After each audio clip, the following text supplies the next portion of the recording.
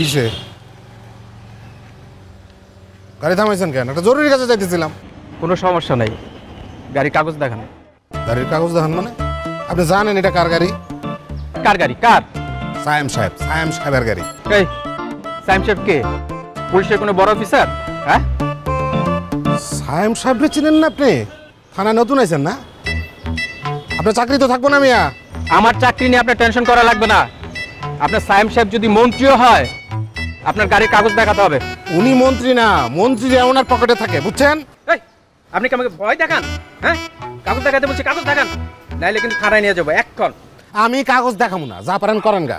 এই চুপ, এই চল আগে। এই রাখেন মিয়া, কি করতেছেন আপনি? আপনার কপালে তো শনি চাপছে মিয়া।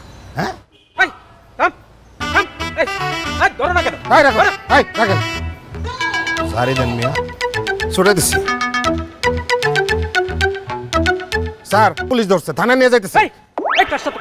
এই থামেন না, এই ধরো না কেন? ধরো, গাড়ি তো উঠাও।